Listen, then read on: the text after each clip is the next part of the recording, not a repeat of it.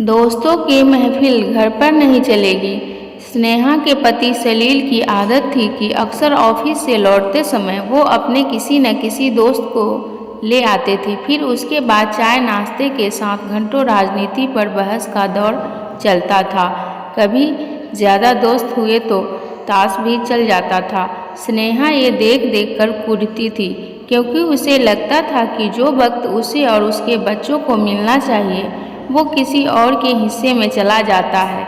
इस संबंध में उसने अपने पति से कई बार बात की, मगर उसका पति समझने को तैयार ही नहीं था। तुम क्या चाहती हो, घर घुस्सू बन जाऊं? अरे दिन भर ऑफिस में सिर उठाने की फुर्सत नहीं मिलती, इसलिए अगर जरा सा ऑफिस के बाद हंस बोल लिए तो क्या परेशानी है तुम्हें? स्नेहा आंखों में आंसू भरकर सह लेती थी, पर उसके पति की ये दोस्तों के साथ बैठकबाजी खत्म होने का नाम ही नहीं लेती थी। आखिर उसने बहुत विचार करके इसका तोड़ निकाला।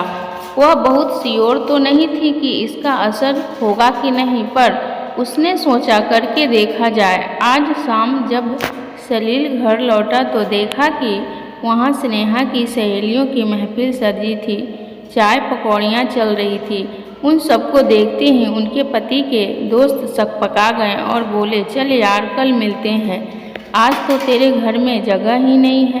कोई बात नहीं, चल सूरज के घर चलते हैं ना, थोड़ा मुझे वापस लौटकर ही तो आना पड़ेगा बस, स्नेहा के पति ने कहा। उसके बाद वो सब वहाँ से निकल गए। दूसरे दिन भी जब स्नेहा के पति घर लौटकर आया तो उसने देखा कि फिर स्नेहा की सहेलियों की महफिल सजी थी। उस समय तो बिना बोले वो वहाँ से चला गया, पर जब लौटकर आया तो उसने स्नेहा को खूब डांट लगाई। तुम क्या समझती हो, मुझे मालूम नहीं कि तुमने अपनी सहेलियों को शाम के वक्त क्यों बुलाया था? देखो जी, आपको बुरा लगे या भला होगा तो यही रोज ही। अरे आप अपने दोस्त को लेकर छत पर चले जाइएगा, 4 पकौड़ी ही तो मुझे ज़्यादा बनानी पड़ेगी बस, स्नेहा ने ढीठता के साथ कहा। रहने दो, कोई बात नहीं, तुम कर लो खूब अपने मन की। अब हमारी बैठक सूरज के घर पर लगेगी, नहीं तो किसी और के घर मगर लगेगी। देखता हूँ तुम्हारी सहेलियाँ कितने दिन साथ निभाती है, स्नेहा के पति ने गुस्से से कहा। स्नेहा ने भी कमर कस ली थी कि आईना तो दिखाना ही है इनको, अब रोज का यही नियम हो गया।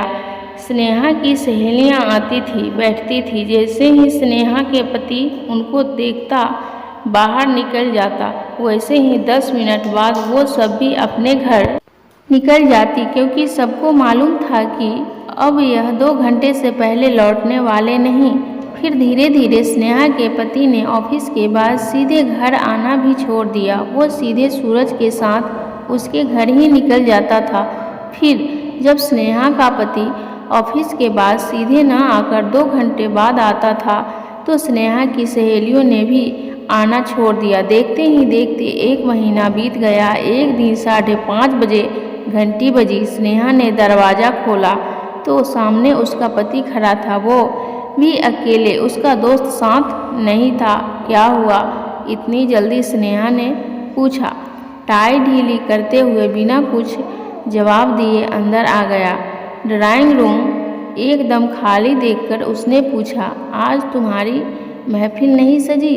हाँ, थोड़ा लेट हो गया है, अभी सब आती ही होगी, स्नेहा ने उत्तर दिया। स्नेहा ने सोचा जल्दी से अभी व्हाट्सएप पर मैसेज डाल दूंगी, जल्दी घर पहुंचो सब, सलील ने थोड़ा हिचकिचाते हुए कहा।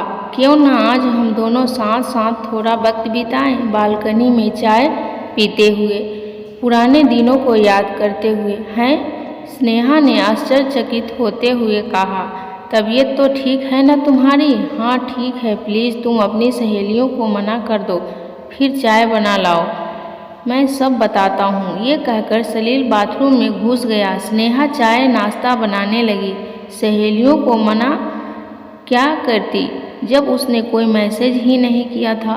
इसके बाद दोनों पति पत्नी चाय की चुस्कियों का आनंद लेने लगे। जानती हो, सूरज को उसकी पत्नी से भयंकर झगड़ा हो गया। उसकी पत्नी ने साफ कह दिया कि ये रोज़ रोज़ की बैठकी बिल्कुल नहीं चलेगी। अब या तो मैं इस घर में रहूँगी या फिर तुम्हारे दोस्त आएंगे। सलील ने लज्जित होते हुए बताया, सोचता हूँ तुम वाकई कितनी सीधी और अच्छी हो। तुम तो सालों तक ये सहती रही, तब जाकर तुमने विरोध किया। उसकी पत्नी तो 2 हफ्ते भी ना झेल पाई। सलील ने आगे कहा, मुझे माफ़ कर दो, मैं तुमको समझ नहीं पाया। अब मैं तुमको और बच्चों को वक्त दूंगा। मैं ये समझ गया हूँ कि दुनिया में तुम ही बिरली पत्नी नहीं हो जिसे यह सब खराब लगता है। सभी को लगता है। कुछ दोस्तों ने तो अपने घर बैठक ही नहीं लगाने दी और कुछ दोस्त 4 दिनों में ही कन्नी काट गए।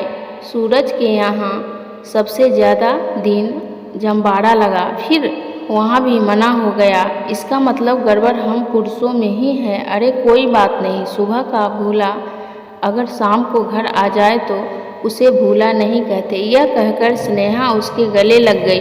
वो खुश थी कि उसकी ट्रिक काम कर गई। आशा करती हूँ ये पारिवारिक कहानी आप लोगों को पसंद आया होगा। धन्यवाद।